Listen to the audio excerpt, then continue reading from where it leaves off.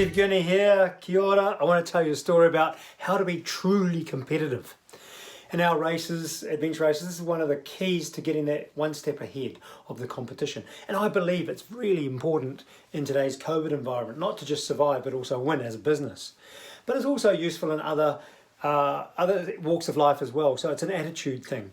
So I want to tell you a story, things we do in adventure racing. So these races we do about a week long through the mountains, swamps, deserts, that sort of stuff, down rivers, kayaking, and we have to carry a certain amount of mandatory compulsory gear through the whole race. Things like a first aid kit, an emergency locator beacon, flares, a compass map, thermal clothing, a certain amount of food, and survival blankets and a sleeping bag for the whole team, those sorts of things. So you can imagine it ends up quite a large pack full of stuff. And there's a little saying that says, if you want to travel far and fast in life, lose your baggage. Of course, that's about emotional baggage, but we also can take it in a literal sense in terms of reducing the amount of baggage we have to carry in one of these races. And so we go through, of course, we want to buy or get sponsored with the lightest equipment we can, and then we go through and minimize everything we can, but staying within the rules. And you know, this is pertinent today in the health and safety environment we have here. It's important that you stay within the health and safety rules, and of course you look out for each other in a logical, common sense sort of way. But it's also to be competitive and as I said, survive in these COVID times. We need to think about how can we totally stretch the rules without actually breaking them, and it's about thinking outside the square. So as I said, we get the lightest gear we can, and then we go about chopping off what we don't need. For example, the waist belts of the pack, you know, there's extra webbing, probably 10 or 20 centimeters we don't need, so we chop that off, throw it in the bin. The zipper pullers, I happen to bring one here on this jacket here. Look, there's metal tags. These things here that you pull the zips up and down with, they have metal pieces. So we get the side cutters and we chop them off and replace them with a little bit of Kevlar string, which is much lighter and much less weight. First aid kits, you know, we have these big bulky first aid kits.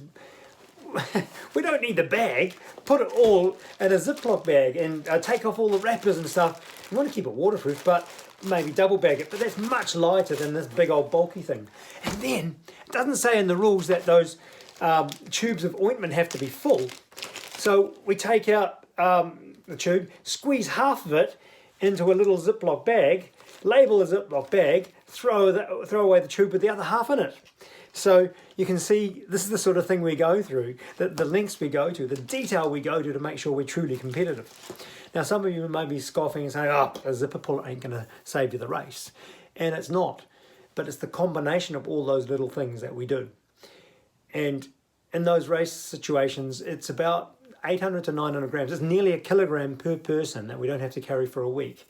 So you can imagine how cumulatively, when we're going 24/7, we only have 1 hour's sleep a day on that sort of thing. So you can imagine the weight saving that you don't have to carry and how many blisters you're going to reduce yourself having. So just for those of you who are still a bit cynical, I want to tell you a bit more of a story.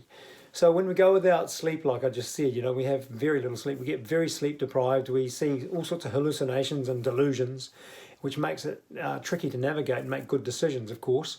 So we need to work really hard as a team. But another side effect of sleep deprivation is your immune system gets suppressed and we get ulcers in our mouth, you know, on our tongue and in our cheek, and they're quite painful. Just 1 or 2 ulcers, as you may recall, is quite painful. But we get heaps of them in our mouth, and it's really hard. It makes it painful actually to eat in these races, and of course we need to eat a lot of food. So I asked a dentist friend of mine, did she have any advice for us? And she came back to me a couple of days later and said, look, Steve, you don't brush your teeth for the whole 7 days of racing, do you? Of course, you're going to get mouth ulcers because of the plaque acid level that is wrong in your mouth. And so she suggested we take a toothbrush. Now, to be truly competitive, we don't want a toothbrush each. We take one for the whole team. It's a true story. And then, of course, we need to reduce the weight, so we chop the handle off the toothbrush to save weight as well. So there's just enough to hold on to there. And we put a little, which I haven't got it here anymore. This is the toothbrush we use, but the dental floss broke that we had through the hole, so we could hang it around our neck. In fact, the dental floss was, if we did swallow it, we could pull it back out again. And just to humour you some more, this is a true story, by the way. We found a lighter system than this toothbrush, and that was chewing gum. And if you look on the, if you Google chewing gum versus plaque acid level, you'll see a graph that decays. Well, decay's a good word, isn't it? That drops off with if you chew gum after eating, the plaque acid level lowers. So that it stood to reason that that would work for reducing our ulcers as well. And so we tried it, and it did work. It wasn't quite as effective as a toothbrush, but it did reduce the number of ulcers in our mouth. But it wasn't as good as this because, if you're passing that piece of chewing gum on to the second, third, and fourth team member, it's not so much fun for them, is it?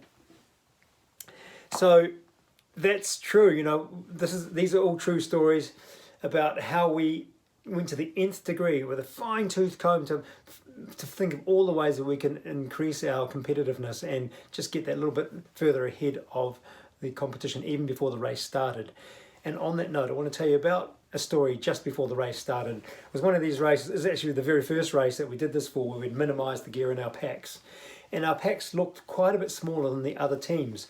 So the other international teams lined up there with us at the start line. It was 5 or 10 minutes before the race was to start. And our team brought our packs down, we put them on the ground, and we were doing a bit of a warm-up, getting ready for the race start. And one of the international guys, a French guy, was standing beside me at the start line, and he looked at me and he said, because he knew me, he said, "Monsieur Steve, I think you've left some of the gear out of your pack. It looks too small. Have you got all of the compulsory gear?" And I said, "Yeah, mate, we've got it all." And he says, "I'm not sure if I believe you. Can you show me? Prove it." And so this is the moment I was really looking forward to. I got my pack and I unzipped it with that little bit of string that I said we replaced the zipper pullers with. And I showed him all the first aid kits and how we'd chopped off all the labels and things. Like even the labels like on the size labels in your clothing. When they soak up a bit of sweat, that's a few grams extra you don't need to carry. So chop the labels off. And I showed him all this.